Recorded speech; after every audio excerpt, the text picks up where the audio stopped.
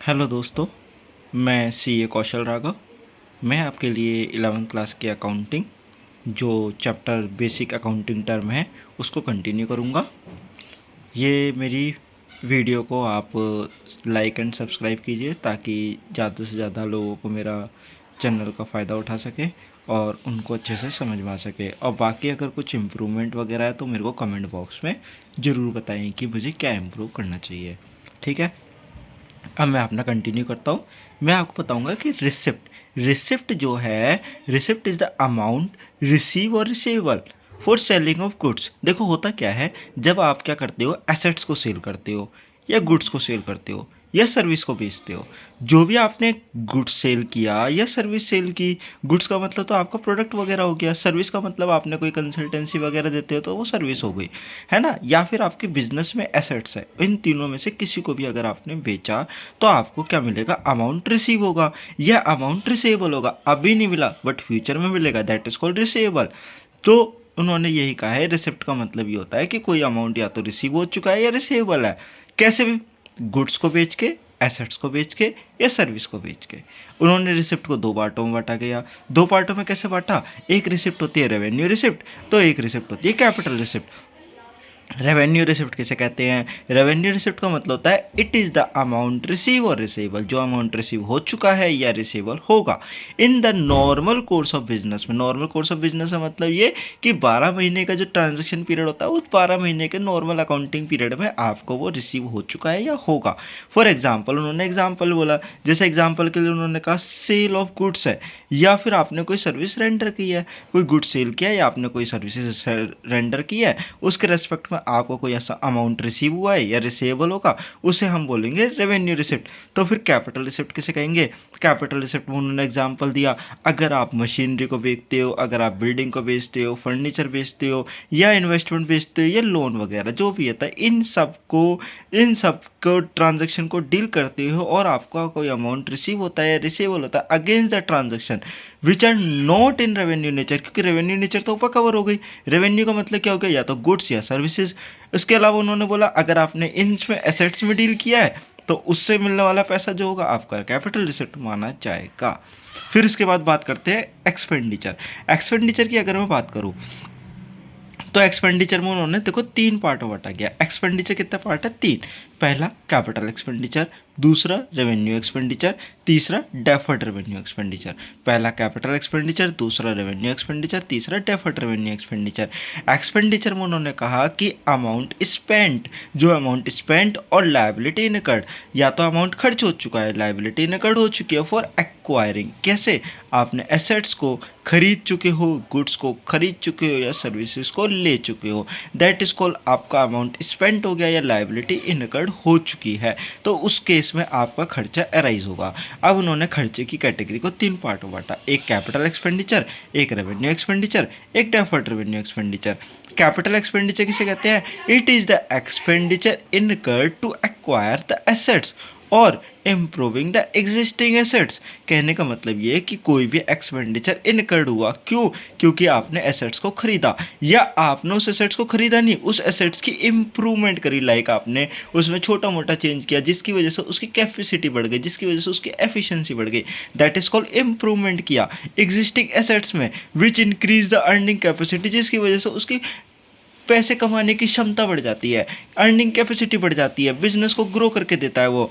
ठीक है, तो उस सिचुएशन में उन्होंने बोला will give the benefit more than one accounting period, एक साल से ज़्यादा के लिए अकाउंटिंग पीरियड में बेनिफिट देगा, मल्टीपल पीरियड में बेनिफिट देगा, that is called more than one accounting year, जो एक साल से ज़्यादा के लिए बेनिफिट देगा। तो इट में भी इनकर्ड क्यों होता है, ये मे भी एक्वायर, आपने टेंजिबल एसेट्स एक्वायर करी है तब, या अपने इंटेंजिबल एसेट्स एक्वायर करी है तब ये खर्चा होता है। ठीक है, एग्जाम्पल के लिए बोलूँ कि capital expenditure are purchase of machinery to manufacturing the goods, goods की मैन्युफैक्चरिंग के लिए मैंने अगर मशीनरी खरीदी है तो ये मेरा खर्चा कैसा माना जाएगा, कैपिटल एक्सपेंडिचर माना जाएगा।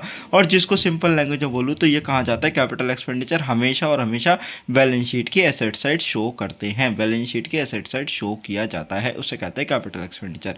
फिर बात करते हैं revenue expenditure.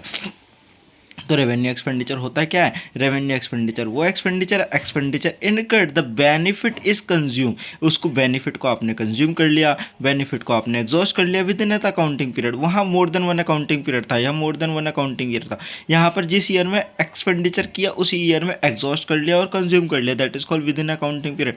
That is called, इसीलिए कहा कि ये रेवेन्यू एक्सपेंडिचर है, ये मेरा रेवेन्यू एक्सपेंडिचर है। It is direct relation with revenue, ये सिंपल बोला कि रेवेन्यू डायरेक्ट रिलेशन है इसका, जो कि कहाँ जाता है? सिंपल पी एंड एल के डेबिट साइड जाता है। जिसके एग्जांपल के लिए उन्होंने बोला कॉस्ट ऑफ गुड सोल्ड है, पी एंड एल के डेबिट साइड भेज दो, सैलरी है, पी एंड एल के डेबिट साइड भेज दो, रेंट है, पी एंड एल के डेबिट साइड जाएगा, electricity expense P and L के डेबिट साइड जाएगा। That is called revenue expenditure, वो आइटम है जो डेबिट साइड जाएगा प्रॉफिट एंड लॉस अकाउंट के। उन्होंने सिंपल लैंग्वेज में ये कहा कि रेवेन्यू एक्सपेंडिचर किसे कहते हैं। फिर कैपिटल एक्सपेंडिचर हो गया, रेवेन्यू एक्सपेंडिचर हो गया। अगली डेफिनेशन आती है डेफर्ड रेवेन्यू एक्सपेंडिचर की। डेफर्ड रेवेन्यू एक्सपेंडिचर में ये कहा है कि ये रेवेन्यू नेचर का तो है, बट इसको राइट ऑफ करते हैं मोर than one accounting period. Example के लिए बोलूँ मैं, जैसे एडवर्टीजमेंट कराते हैं, मोर देन 5 ईयर के लिए आपको बेनिफिट लेना है। अगर 1 लाख का खर्चा हुआ तो 1 लाख को डिवाइड करेंगे 5 से, 20-20 हज़ार रुपये जो निकल कर आया, 20-20 हज़ार करके आपको पी एंड एल की डेबिट साइड उसको डालना है। अच्छा, स्टार्टिंग में कैसे करेंगे? स्टार्टिंग में ऐसे दिखा देंगे कि 20 हज़ार राइट ऑफ कर दिया, that is called P and L की डेबिट साइड चला गया, 80 हज़ार रुपये आपका बैलेंस शीट की एसेट साइड दिखाई दे जाएगा। फिर उसके बाद नेक्स्ट ईयर में क्या होगा? नेक्स्ट ईयर में 80 हज़ार में से फिर 20 हज़ार निकल के पी एंड एल में आ जाएगा, बैलेंस शीट में आपका 60 हज़ार आ जाएगा। That is called every year charge करते हैं, that is called right of करते हैं पी एंड एल के थ्रू। वैसे दिखाते कहाँ पर है? बैलेंस शीट की एसेट साइड दिखा देंगे, ये डेफिनेट रेवेन्यू एक्सपेंडिचर। ठीक है, तो यहाँ पर ये बोलता है दैट इज को लार्ज एडवर्टीजमेंट एक्सपेंडिचर, जैसे बहुत बड़े बड़े एडवर्टीजमेंट के खर्चे होते हैं, will give the benefit more than one accounting period, more than one accounting period benefit देते हैं, that is called deferred revenue expenditure बोला जाता है। उसके बाद नेक्स्ट पार्ट आता है। नेक्स्ट पार्ट ये आता है कि जो एक्सपेंसेस है वो एक्सपेंसेस कहते किसे? एक्सपेंसेस के लिए उन्होंने कहा एक्सपेंसेस एक कॉस्ट है। एक्सपेंसेस क्या है? एक्सपेंसेस एक कॉस्ट है जो इनकर्ड की जाती है रेवेन्यू को जनरेट करते टाइम। रेवेन्यू को जनरेट करते टाइम जो भी आपने कॉस्ट इनकर्ड की वो एक्सपेंसेस है। एक्सपेंसेस आपके मॉनेटरी मेजर होते हैं। Expenses is a monetary measure of input और रिसोर्सेज कंज्यूम। जो भी आपने इनपुट लिया है, जो भी आपने रिसोर्सेज कंज्यूम किया है, उसके रेस्पेक्ट में मॉनेटरी टर्म में आप अपने खर्चे को मेजर करते हैं। And it is the value, ये वैल्यू है हैज़ एक्सपायर्ड, जो खत्म हो जाती है during the one accounting period, that is called during the accounting period he consume कर दिया जाता है। अब एग्जांपल के लिए उन्होंने कहा कि देखो ये फैसिलिटीज़ होती है, जैसे एग्जांपल के लिए कैश पेमेंट किया आपने, जैसे सैलरी पे की, वेजेस पे किया, रेंट पे किया, दैट इज कॉल्ड, ये खर्चा है जो ड्यूरिंग द अकाउंटिंग पीरियड होता है। एग्जांपल के लिए उन्होंने दूसरा पॉइंट बोला, सपोज करो आपका खर्चा ऐसे हुआ कि जो फिक्स्ड एसेट्स थी आपकी बैलेंस शीट के एसेट साइड, आपने उसको डेप्रिसिएशन लगा के डेली बेसिस पे आप माइनस करते हो, दैट इज कॉल्ड, जो डेप्रिसिएशन है वो डेप्रिसिएशन भी आपका एक्सपेंसेस माना जाएगा। लेकिन ये खर्चा कैसा माना जाता है? नॉन कैश एक्सपेंसेस माना जाता है। ऐसे ही बैड डेब्ट हो गया। बैड डेब्ट जैसे उन्होंने कहा सपोज करो मेरे डेटर हैं जो मेरे को पैसा देने वाले थे बट वो अब पैसा मुझे नहीं देंगे, दैट इज कॉल्ड, जो मेरे करंट एसेट्स में डेटर आ रहे थे वो डेटर मेरे बैड डेब्ट हो गए, दैट इज कॉल्ड, मैंने उनको क्या कर दिया? राइट ऑफ कर दिया, ये भी मेरा खर्चा माना जाएगा। ऐसे ही इन्वेस्टमेंट है। इन्वेस्टमेंट की वैल्यू थी, जैसे सपोज करो आज मैंने रिलायंस के शेयर खरीदे, रिलायंस के शेयर 3000 के थे, धीरे धीरे घट के 2600 हो गए और अब तो स्प्लिट हो गए 1300 के करीब वैल्यू आ गई है, दैट इज कॉल्ड 1:1 बोनस बोल के उन्होंने स्प्लिट कर दिया, दैट इज कॉल्ड इन्वेस्टमेंट की वैल्यू क्या हो गई? डिक्लाइन हो गई। जब वैल्यू डिक्लाइन हो जाती है तो वो पी एंड एल के थ्रू हिट होता है ना। फिर नेक्स्ट आता है cost of good sold. Cost of good sold जो होता था आपका, ये भी आपका खर्चा माना जाता है जो पी एंड एल के डेबिट साइड जाता है। उन्होंने सिंपल लैंग्वेज में बोल रहा है ये इट इज़ एक्सपेंसेस, ये खर्चा है जो डेबिट साइड जाता है प्रॉफिट एंड लॉस अकाउंट के। अब इसको हमने बोला एक्सपेंसेस को दो पार्ट बांटा गया, एक एक्सपेंडिचर आ गया प्रीपेड एक्सपेंसेस, तो एक एक्सपेंसेस आ गया आउटस्टैंडिंग एक्सपेंसेस।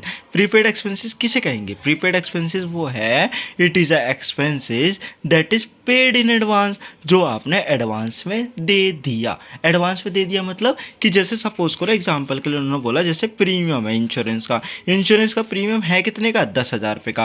पे कब किया? 1 अक्टूबर को पे किया है। अब एक बार बताओ, 1 अक्टूबर 2012 को पे किया तो 2013 तक हिट होगा ना। हमारी बैलेंस शीट तो 31 मार्च में क्लोज हो जाती है, तो 1 अक्टूबर से 31 मार्च 2013 तक 6 महीने तक का तो चलो माना वैलिड था, इस ईयर का था। बाकी बचे हुए अगले 6 महीने का भी आपने अभी पे कर दिया ना, दैट इज कॉल्ड, जब 31 मार्च को बैलेंस शीट बनेगी तो आप यही तो कहोगे मैंने 6 महीने का पैसा एडवांस में दे दिया। जब एडवांस में दिया तो वो तो बैलेंस P&L का पार्ट है नहीं, फिर तो वो आपके बैलेंस शीट में जाएगा। तो बैलेंस शीट में कहाँ जाएगा? बैलेंस शीट में एसेट साइड जाएगा। इसीलिए कहते हैं कि जो खर्चा आपने एडवांस में दे दिया उसे हम प्रीपेड एक्सपेंसेस बोलते हैं, और अकाउंटिंग करते टाइम इसको हम कहाँ लेकर चले जाते हैं? बैलेंस शीट के एसेट साइड लेकर चले जाते हैं। ये प्रीपेड एक्सपेंसेस के नाम से दिखाई देता है। फिर बात करते हैं आउटस्टैंडिंग एक्सपेंसेस किसे कहते हैं। तो देखो आउटस्टैंडिंग एक्सपेंसेस की बात करूँ मैं, तो आउटस्टैंडिंग एक्सपेंसेस वो खर्चा है जो इनकर्ड होता है बट नॉट बीन पेड। खर्चा हो गया बट अभी हमने पे नहीं किया। एग्जाम्पल के लिए जैसे ऑडिटर ऑडिट करने के लिए जब आता है, जब ऑडिट करने के लिए आता है उसका खर्चे की पेमेंट अगले साल ही पे करी जाती है नॉर्मली। तो जो ऑडिट करी है उसकी पेमेंट अगले साल होगी, दैट इज़ कॉल्ड 20,000 रुपये। लेकिन जब पेमेंट अगले साल होगी, खर्चा तो ड्यू इस ईयर में हो गया ना, P&L की डेबिट साइड तो इसी ईयर में डालना पड़ेगा ना, क्योंकि पूरे होल ऑफ द ईयर का खर्चा तो इसी ईयर का है। दैट इज कॉल मैं क्या कहूँगा, मैं अपने P&L की डेबिट साइड इस खर्चे को पूरा का पूरा डाल दूंगा। साथ ही साथ मैं ये कहूँगा कि ये वाला खर्चा मेरा क्या है, आउटस्टैंडिंग नेचर का, that is call liability side दिखा दिया जाएगा। That is call it is term as outstanding expenses, it is show on the profit and loss account debit side, and it is also show on the current liability in the balance sheet. Balance sheet की current liability side दिखा दिया जाएगा। अच्छा, video मैं 10-10, 15-15 minute की बना रहा हूँ दोस्तों। अब मेरा नेक्स्ट वीडियो देखने के लिए, नेक्स्ट टॉपिक के लिए नेक्स्ट वीडियो बनाऊंगा। थैंक यू दोस्त, बाय बाय। मेरे चैनल को सब्सक्राइब प्लीज़ कर लीजिएगा ताकि मैं ज़्यादा से ज़्यादा लोगों के लिए हेल्प कर सकूं।